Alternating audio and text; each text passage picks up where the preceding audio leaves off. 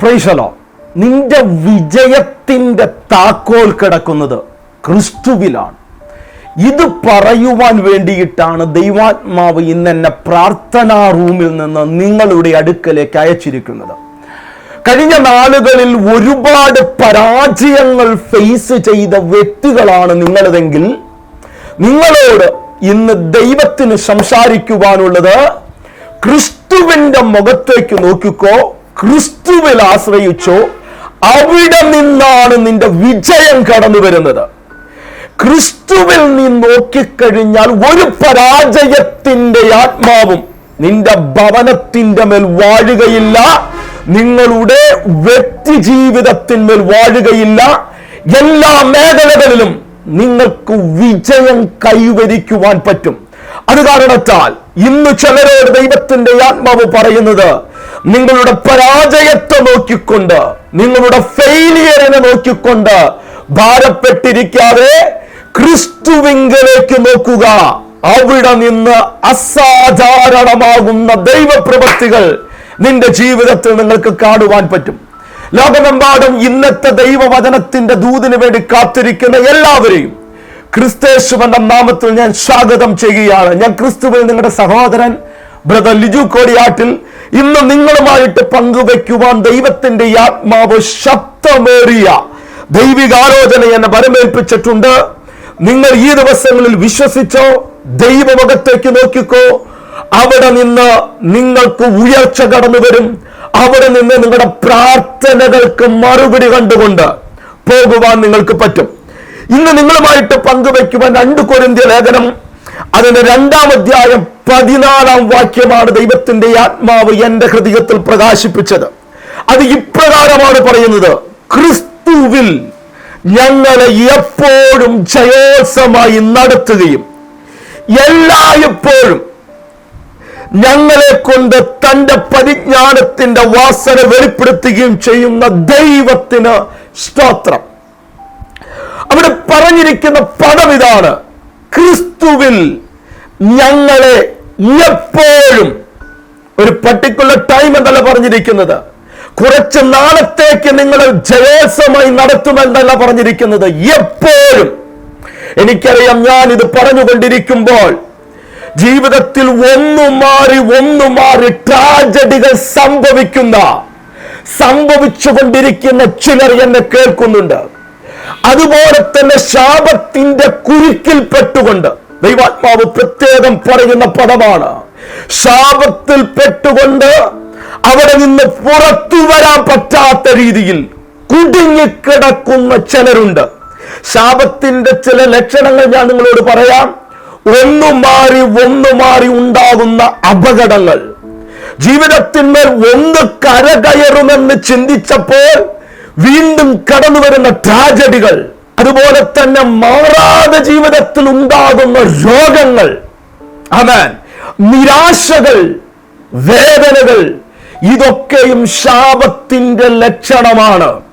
എന്നാൽ ഒരു വ്യക്തി യേശുവിനെ അറിഞ്ഞ നിമിഷത്തിൽ, ഇന്ന് ഞാനിത് പറയുമ്പോൾ നിങ്ങൾ യേശുക്രിസ്തുവിനെ സ്വന്തം രക്ഷിതാവായി നിങ്ങളുടെ ജീവിതത്തിൽ സ്വീകരിച്ചിട്ടില്ലെങ്കിൽ നിങ്ങളുടെ മുമ്പിൽ ഏറ്റവും നല്ല അവസരം കടന്നുകൊണ്ടിരിക്കുകയാണ് ക്രിസ്തുവിനെ സ്വന്തം രക്ഷിതാവായി സ്വീകരിക്കുവാൻ. എന്റെ പല മെസ്സേജുകളിൽ ഞാൻ പറഞ്ഞിട്ടുള്ള ഭാഗമാണ് ഇത്. നമ്മളുടെ ജീവിതത്തിന്റെ ഏറ്റവും ഇമ്പോർട്ടന്റ് ആയ ഒരു അവസ്ഥയായ കാരണം എന്നെ കേൾക്കുന്ന പല ബാക്ക്ഗ്രൗണ്ടിലുള്ള ആൾക്കാരായതുകൊണ്ടും ഞാനിത് വീണ്ടും റിപ്പീറ്റ് ചെയ്യുകയാണ്. യേശുക്രിസ്തുവിനെ നിങ്ങളുടെ സ്വന്തം രക്ഷിതാവായി സ്വീകരിച്ചിട്ടില്ലെങ്കിൽ, യേശുവേ ഞാൻ പാപിയാണ്, എന്റെ ജീവിതത്തിന്റെ രക്ഷകനായി, എന്റെ ജീവിതത്തിന്റെ വീണ്ടെടുപ്പുകാരനായി, എന്റെ ജീവിതത്തിന്റെ എല്ലാമായി അങ്ങെന്റെ ജീവിതത്തിലേക്ക് കടന്നു വരണമേ എന്ന് ഉള്ളിന്റെ ഉള്ളിൽ നിന്നുകൊണ്ട് നിങ്ങൾ പ്രാർത്ഥിച്ചാൽ, ആ നിമിഷത്തിൽ നിങ്ങളുടെ ജീവിതത്തിൽ സംഭവിക്കുന്നത്, യേശുക്രിസ്തു നിങ്ങളുടെ രക്ഷകനും വീണ്ടെടുപ്പുകാരനുമായി നിങ്ങളുടെ അടുക്കലേക്ക് കടന്നു വരുവാനിടയായിത്തീരും. യേശു ഒരു വ്യക്തിയുടെ ജീവിതത്തിൽ രക്ഷകനായി വാണു കഴിഞ്ഞാൽ പിന്നെ ആ വ്യക്തിക്ക് ശാപത്തിന്റെ കീഴിൽ കിടക്കുവാൻ പറ്റുകയില്ല. അതിൽ നിന്ന് പൂർണ്ണമായ വിമോചനം നിങ്ങൾക്ക് കിട്ടുവാനിടയായിത്തീരും. ഇവിടെ ദൈവത്തിന്റെ വചനം പറയുന്നത് ഞങ്ങളെ ക്രിസ്തുവിൽ എല്ലായ്പ്പോഴും ജയോത്സവമായി. അവിടെ കൊടുത്തിരിക്കുന്ന പദം എന്ന് പറയുന്നത് വലിയ ഗെയിമുകളിലോ യുദ്ധമൊക്കെ ജയിച്ചിട്ട് വന്നിട്ട് ഒരു ആഹ്ലാദ പ്രകടനമുണ്ടല്ലോ, അവരെ അധികം സന്തോഷത്തിലേക്ക് നയിക്കുന്നതും അവർ വിജയത്തിലാണെന്നുള്ള അറിവോടുകൂടി ആഘോഷിക്കുന്ന ആഘോഷങ്ങളുണ്ടല്ലോ, അതാണ് അവർ പറഞ്ഞിരിക്കുന്നത് ഞങ്ങളെ ക്രിസ്തുവിലെപ്പോഴും ജയോത്സവമായി. ഇന്ന് ഞാനിത് പറഞ്ഞുകൊണ്ടിരിക്കുമ്പോൾ നിങ്ങളോട് ദൈവത്തിന്റെ ആത്മാവ് സംസാരിക്കുന്നത് ക്രിസ്തുവിനെ അറിഞ്ഞാൽ പിന്നെ നിന്റെ ജീവിതത്തിൽ പരാജയത്തിന് നിന്റെ മേൽ വാഴാൻ പറ്റുകയില്ല. ഒന്നുകൂടി ശ്രദ്ധിച്ചു കേട്ടോ, ക്രിസ്തുവിനെ വേണ്ട പോലെ നീ അറിഞ്ഞാൽ നിന്റെ ജീവിതത്തിൽ പരാജയത്തിന് പിന്നെ സ്ഥാനമില്ല. ഇത് ഞാൻ പറഞ്ഞുകൊണ്ടിരിക്കുമ്പോൾ പരാജയപ്പെട്ട് ജീവിതത്തിൽ ഒരു ഉയർച്ച കാണാൻ പറ്റാതെ എന്നെ കേട്ടുകൊണ്ടിരിക്കുന്ന വ്യക്തികളുണ്ടല്ലോ, അവരോട് ഞാൻ ദൈവത്തിന്റെ ആത്മാവ് നിറഞ്ഞുകൊണ്ട് തന്നെ ഈ ദൂതനെ കൈമാറുകയാണ്. പരാജയത്തിന് നിന്റെ മേൽ സ്ഥാനമില്ല. ഹല്ലേലൂയ. ഇതാണ് ക്രിസ്തുവിന്റെ കൂടെ നടന്ന ശിഷ്യന്മാരുടെയും ക്രിസ്തുവിന്റെ കൂടെ നടന്ന സകല അഭിഷക്തന്മാരുടെയും ദൈവമക്കളുടെയും ചരിത്രം നമ്മളെ പഠിപ്പിക്കുന്നത്. പത്രോസ് യേശുവിന്റെ കൂടെ നടക്കണമെന്ന്, വെള്ളത്തിൽ നടക്കണമെന്ന് അവൻ ആഗ്രഹമുണ്ടായിരുന്നു. യേശുവിന്റെ വാക്കനുസരിച്ചവൻ വെള്ളത്തിന്റെ മേൽ കാഴ്ചവെട്ടുവാനിടയായി തീർന്നു. ഒരു നിമിഷം ക്രിസ്തുവിൽ നിന്ന് അവന്റെ ഫോക്കസ് തിരമാലയിലേക്ക് കടന്നു പോകുവാനിടയായി തീർന്നു. അവിടെ അവൻ താണു പോകേണ്ടതാണ്, അവിടെ അവൻ പരാജയപ്പെട്ടു പോകേണ്ടതാണ്. ഇതിന്റെ വിഷയം, ഇത് ഞാൻ പറയുമ്പോൾ നിങ്ങളുടെ ജീവിതത്തിൽ വിഷയങ്ങളില്ല, പ്രതികൂലങ്ങളില്ല എന്ന അർത്ഥത്തിലല്ല ഞാൻ പറയുന്നത്. ഏതനുഭവത്തിൽ കൂടി നീ കടന്നു പോയാലും അവിടെ ആത്യന്തികമാകുന്ന വിജയം എന്റെ യേശുവിന് നിന്റെ ജീവിതത്തിൽ തരാൻ പറ്റും. ഇത് ഞാൻ പറഞ്ഞുകൊണ്ടിരിക്കുമ്പോൾ നിന്റെ ബിസിനസ്സിന്മേലുള്ള പരാജയമുണ്ടല്ലോ, നിന്റെ ജോലിയുടെ മേലുള്ള പരാജയമുണ്ടല്ലോ, നിന്റെ കുടുംബ ജീവിതത്തിന്മേലുള്ള പരാജയമുണ്ടല്ലോ, നിന്റെ മക്കളെ നോക്കിക്കൊണ്ട് നെടുവീർപ്പിട്ടുകൊണ്ടുള്ള പരാജയത്തിന്റെ അനുഭവങ്ങളുണ്ടല്ലോ, അതിനെ നോക്കിക്കൊണ്ട് ഞാൻ യേശുവിന്റെ നാമത്തിൽ കൽപ്പിക്കുകയാണ്, ഒരു പത്രോസ് താണുപോയെന്ന് അവൻ ചിന്തിച്ചപ്പോൾ, തന്റെ കൂടെ ഉണ്ടായിരുന്ന ശിഷ്യന്മാർ മൊത്തം ചിന്തിച്ചപ്പോൾ, അവനു വേണ്ടി ഇറങ്ങി വന്ന ഒരു യേശുവിന്റെ കരമുണ്ട്. ഇന്ന് നിന്റെ പരാജയത്തിന്റെ മേൽ, നിന്റെ കുടുംബ ജീവിതത്തിന്റെ മേൽ, നിന്റെ ജീവിതത്തിന്റെ സമസ്ത മേഖലകളുടെ മേലും ഇന്ന് ഇറങ്ങി വരികയാണ്. ഹല്ലേലൂയ.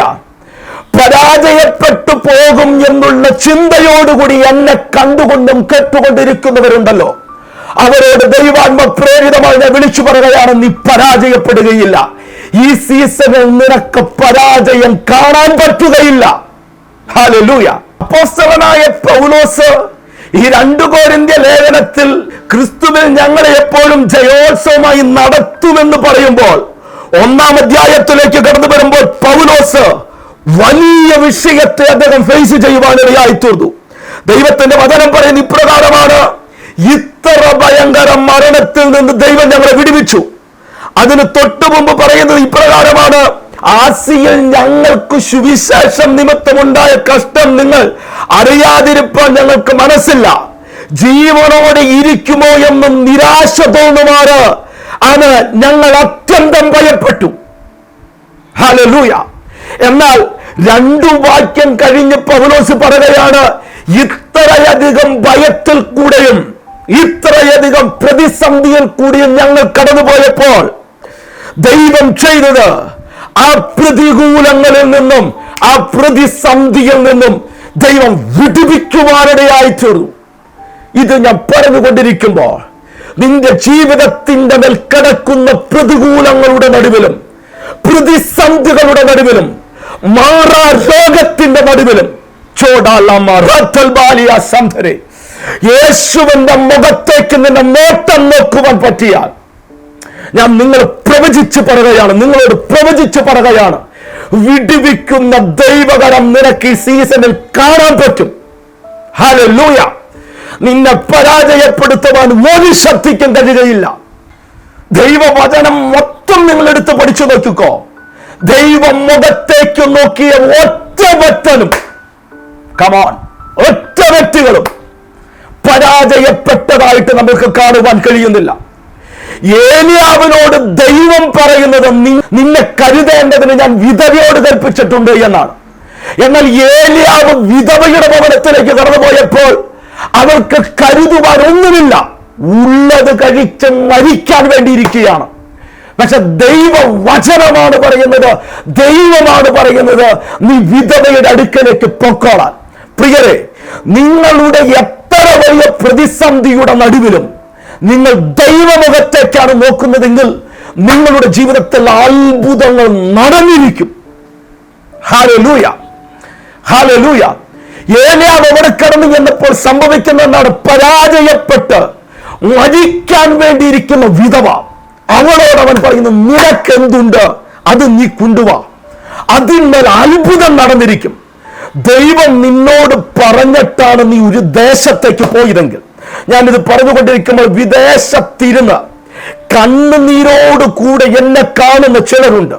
അവരോട് ദൈവത്തിന്റെ ആത്മാവ് പറയാണ്, ദൈവം പറഞ്ഞിട്ടാണ്, ദൈവം നിന്നോട് സംസാരിച്ചിട്ടാണ് നീ ആ ദേശത്ത് പോയതെങ്കിൽ ദൈവം നിന്നെ ലജ്ജിക്കുവാൻ സമ്മതിക്കുകയില്ല. നിന്റെ മുൻപിൽ ഇന്നൊരു അത്ഭുതം പോലുമില്ല.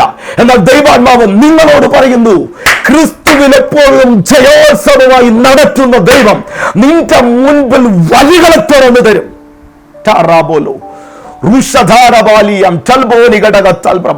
വലിയ ദൈവിക നിയോഗത്തിൽ നിന്നുകൊണ്ടാണ് ഈ ദൂത് ഞാൻ കൈമാറുന്നത്. നിന്നെ പരാജയപ്പെടുവാൻ എന്റെ ദൈവം ഈ സീസണിൽ സമ്മതിക്കുകയില്ല. ഹല്ലേലൂയ. രോഗമാണ്, ഞാൻ പരാജയത്തിന്റെ വക്കിലാണ്, എല്ലാവരും എന്നെ കൈവിട്ടു, ഹോസ്പിറ്റലുകൾ പറയുന്നത് ഇമ്പോസിബിൾ എന്നാണ്. എന്നാൽ ദൈവത്തിന്റെ വചനം പറയുന്നത് ക്രിസ്തുവിൽ നിന്ന് എപ്പോഴും ജയോത്സവമായി. കമാൺ, വചനത്തിൽ വിശ്വസിക്കുക, വചനം പറയുക. വചനം പറഞ്ഞു കഴിഞ്ഞാൽ വചനത്തിന്റെ പ്രവൃത്തി നിങ്ങളുടെ ജീവിതത്തിൽ വെളിപ്പെട്ടു വരുവാൻ പറ്റും. വചനത്തിന്റെ പ്രവൃത്തി നിങ്ങളുടെ വ്യക്തിപരമായ ജീവിതത്തിൽ വെളിപ്പെട്ടു വരും. അവിശ്വസിക്കരുത്. ചിലരോട് ഇന്ന് ദൈവത്തിന്റെ ആത്മാവ് പറയുന്നത്, കാണപ്പെടുന്ന അനുഭവങ്ങൾ കണ്ടുകൊണ്ട് അവിശ്വാസമാണ്, ഇനി ഒന്നും നടക്കയില്ല, പരാജയം മാത്രമേ എന്റെ മുമ്പിലുള്ളൂ. എന്നാൽ നിങ്ങളോട് ദൈവവചനം പറയുന്ന, ദൈവാത്മാവ് പറയുന്ന, ഇല്ല, പരാജയങ്ങൾ എന്റെ ദൈവത്തിന് വിജയമാക്കാൻ പറ്റും. പ്രാർത്ഥനയോടുകൂടി ഈ മെസ്സേജ് എന്റെ തുടക്കം തൊട്ട് അവസാനം വരെ കണ്ടോ, മാറ്റങ്ങൾ ദൈവം ചെയ്തിരിക്കും.